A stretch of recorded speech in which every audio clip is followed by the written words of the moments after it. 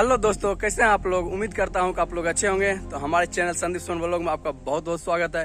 दोस्तों, जैसा कि आज कुछ मस्त कहानी बताने वाला है जो कि आप लोग भी सुनिएगा तो काफ़ी मज़ा आएगा। तो फिर जैसा कि दोस्तों, मेरे गांव से करीब 2 से 3 किलोमीटर की दूरी पर एक चंडिका माँ स्थान है जहाँ की राजा परीक्षित का महल हुआ करता था। तो जैसा कि दोस्तों, हम आप लोग को बताते हैं कि राजा परीक्षित कौन थे। कि जैसा कि आप लोग देखे होंगे महाभारत, तो महाभारत में अर्जुन थे। अर्जुन का पुत्र जो था अभिमन्यु का ही पुत्र एवं राजा परीक्षित थे, जो कि चंडिका माँ स्थान में उसका महल था। उसी जगह पर आज हम घूमने के लिए जा रहे हैं और उस जगह का कुछ कहानी जो है जो कि आप लोग के साथ हम शेयर करेंगे और जैसा कि हम बताएंगे और उसके बारे में। और जैसा कि दोस्तों, मतलब हमको जो जानकारी मिला, बुजुर्ग आ रहे बाबा पंडित थे, मतलब उससे हम जानकारी लिए कि आज भी जैसा कि कहा जाता है कि उस जगह पर आज भी खजाना दबा हुआ है। तो उसी जगह पर हम अभी घूमने के लिए जा रहे हैं। तो और जैसा कि राजा परीक्षित का निधन किस तरह से हुआ है उसके बारे में भी आप लोग को हम बताएंगे। तो जैसा कि दोस्तों, हम अभी घर से बाहर निकल गए और हम अभी रोड पे आए हुए हैं और मेरा 2 दोस्त है जो कि अभी बाइक से आएंगे, उसके बाद बाइक से निकलेंगे। और जैसा कि हवा काफी चल रहा है, धूप बहुत ज्यादा अभी है, तो फिर चलते हैं और दोनों का बस इंतजार कर रहे हैं। दोस्तों, 2 का महीना आ गया जिसके इंतजार में हमें अभी तक यहाँ वेट कर रहे थे।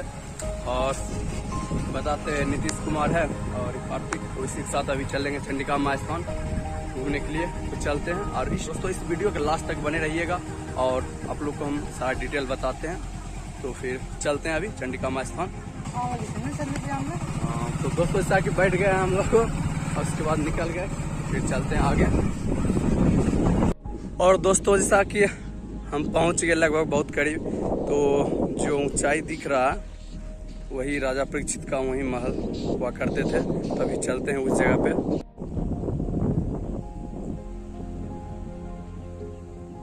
और जैसा कि दोस्तों, आप लोग देख रहे होंगे कि हम चंडिका माँ स्थान पहुंच गए, जो कि पीछे देख रहे मंदिर दिख रहा है, यही सब चंडिका माँ स्थान है। जो कि और शिव जी का भी मंदिर है, हनुमान जी का मंदिर है और चंडिका माँ स्थान, चंडिका माँ का भी जो होता है वो भी है। तो फिर आप लोग को हम राजा परीक्षित का महल जो था बस इसी जगह के ऊपर था, तो हम आप लोग को ऊपर चढ़ते हैं, उसके बाद आप लोग को हम दिखाते हैं। जैसा कि दोस्तों, हम अभी ऊपर चढ़ते हैं। जो राजा परीक्षित का जो महल था तो हम वहीं पे थे। तो हम अब अभी जैसा कि देख रहे हैं, जैसा कि दोस्तों हम चढ़ रहे हैं, तो काफ़ी चढ़ान है, तो नीचे देखते हुए हम चढ़ रहे हैं। और आप लोग को ऐसा कि दिखाते हैं दोस्तों कि यहाँ अभी भी बहुत सारा जो उस टाइम महल था तो महल टूटा होगा। तो बहुत साल पहले का है, तो पूरा जो ईंटा पत्थर था वो टूट के एकदम पूरा चुन्नी जो बोलते हैं वो हो गया। तो हम साथ में आप लोग को तो देख रहे हैं, जैसा कि अभी और ऊपर हम चढ़ रहे हैं।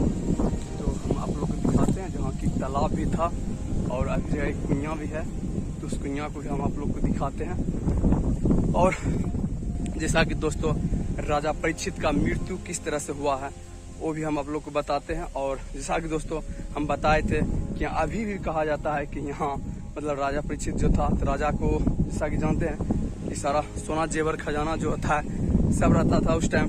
तो अभी भी मतलब मेरे गांव का जो भी बुजुर्ग है सब बताते हैं कि अभी भी यहाँ पे बहुत सारा खजाना है जो कि दबा हुआ है इसके तर में। तो दोस्तों, जैसा कि आप लोग अगर ध्यान से देख रहे होंगे तो देखते होंगे कि ईंटा का देख रहे हैं एकदम पूरा इस तरह से चुनी हुआ है, एकदम पूरा देख रहे हैं जैसे कि नीचा, और पूरा इस तरह जगह से ऊंचा है जगह। तो इधर देख रहे हैं काफी। और जैसा कि वहाँ के आसपास में तालाब था जो कि धीरे धीरे मिट्टी से दब गया है। और इधर आप लोग को दिखाते हैं, और जैसा कि मेरा गांव पड़ता है इधर इस साइड में, उस साइड से हम आए अभी टाल। और इधर सामने देख रहे हैं काफी तरह से मतलब जो समतल जगह है उससे काफी ऊंचा पे है। दोस्तों, आप लोग को हम बताते हैं कि जो हमको जानकारी मिला था, मेरे गांव के पंडित थे जिससे हमको जानकारी मिला था कि राजा परीक्षित का किस तरह से मृत्यु हुआ है, तो उसके बारे में हम आप लोग को बताते हैं और बताएंगे थोड़ा शॉर्ट में, और बताएंगे इस तरह से भाषा में। उस टाइम का भाषा तो चलता था कुछ संस्कृत में मिलता जुलता। जैसा कि राजा परीक्षित उस टाइम में जानते थे कि राजा मतलब ये क्या शिकार करने के लिए जाते थे। तो शिकार करने के टाइम में उसी टाइम में द्वापर युग से कलयुग मतलब आने वाले थे, मतलब द्वापर युग खत्म होने वाले थे और कलयुग एंट्री करने वाले थे। इसी मतलब बीच में मतलब जब कलयुग को भगवान दिया था वरदान की, जिससे कि तुम कलयुग किस किस में वास करेगा, तो उसमें दिया जैसे कि विषया शराब उलाब जो होता है और सोना मुकुट उसमें दिया था। तो उसी टाइम जब ये राजा परीक्षित मतलब शिकार करने के लिए महल से बाहर निकले थे, तो उसी टाइम बहुत ज़्यादा टाइम होने के कारण उसको बहुत ज़्यादा प्यास लग गया था। अब प्यास लगने के दौरान तो राजा क्या बोलते हैं, श्रृंगी ऋषि का पिता भिवान ऋषि जो कि तप कर रहे थे, वही जगह देखा कि कमंडल में पानी है, तो सोचा चलते हैं ऋषि मुनि से मांग के मतलब पानी पी के प्यास बुझाएंगे। तो काफ़ी मतलब ये वो तपस्या में लीन थे। हम दिया था कि मतलब आप मतलब सोने में भी वास कर सकते हैं। तो उस टाइम जब मुकुट पहने थे तो वही मतलब मुकुट में कलयुग वास कर गए, तो उसका मन भ्रष्ट कर दिया। और उसके बाद क्या किया, राजा परीक्षित धर्मात्मा आदमी थे, तो उसके दिमाग जब कलयुग बैठ गया तो उसका दिमाग ही हो गया था। तो क्या किया राजा परीक्षित, जो राजा अति श्रृंगी ऋषि का पिता थे अति भिवान ऋषि, उसके मतलब उसको पूरा इस तरह से जगाया। उसके बाद वो मतलब नहीं जगा, और नहीं जगने के दौरान मतलब वहाँ साइड में मतलब कोई सांप मरा हुआ था, उसी सांप को क्या किया, तीर से लेकर उसे गलाम दे दिया। उसके बाद भी नहीं जगा। और जब उसके बाद फिर नहीं जगा, उसके बाद फिर जो ये श्रृंगी ऋषि थे वो जब राजा परीक्षित अपने महल की ओर चला है, श्रृंगी ऋषि जो थे वो अति विवान ऋषि का बेटा थे। तो वही देखा कि मेरे पिताजी के गले में मरा हुआ सांप। तो मतलब अपना ये उस टाइम तो आप लोग जैसा कि दोस्तों आप लोग जानते हैं कि उस टाइम मतलब इस तरह से कैसे मतलब देख लिया करता था कि कौन क्या किया। तो उसी टाइम मतलब उसको श्राप दे दिया था, किसको, यहाँ ये राजा परीक्षित को, कि जिस तरह से मेरे पिता के मतलब ये मरा हुआ सांप इस तरह से गला में ये किया, मतलब वही सांप 8वें दिन जाके उसको डस ले श्राप दे दिया। तो उसके बाद भिवान ऋषि उसका तपस्या में लीन थे। जब लीन से बाहर निकले तो उस टाइम जब जानकारी हुआ पुत्र जो इस तरह से उसको परीक्षित को श्राप दे दिए, तो भिवान ऋषि अपना दृश्य से देख लिया था कि राजा परीक्षित धर्मात्मा राजा है, और उसके सर पर जब कलयुग मतलब ये बैठ गया, इसी कारण से वो ऐसा काम किया। भिवान ऋषि जो था वो अपने पुत्र को बोलने लगा कि वो तो धर्मात्मा था। तो वो जैसा कि जब अपने महल आए तो जैसे मुकुट उठाया, तो मुकुट जैसे मतलब अपना सर से नीचा किया, उसी टाइम बस उसका दिमाग घुर गया कि हम ये क्या कर दिए, एक ऋषि मुनि को हम इस तरह से व्यथी किए। फिर वो सोचने लगा, तो फिर किसी तरह से उससे मिला। उसके बाद मिलने के बाद बताया कि इस तरह से हो गया,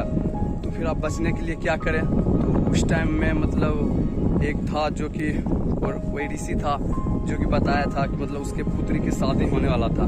उस टाइम बताया कि अगर मतलब आप हमको बचा लेते हैं तो आपका जो पुत्री का खर्चा आएगा शादी में वो सब हम उठाएंगे। तो उसी टाइम जब फिर बचाने के लिए बोला ठीक है हम बचाएंगे। तो उसी टाइम जब वो 8वां दिन हुआ, तो 8वां दिन में मतलब उधर से सांप आ रहा था, इधर से ये ऋषि जा रहा था जो कि उसको बचाने वाला था ये राजा परीक्षित को। तो फिर दोनों रास्ता में ही मिल गया।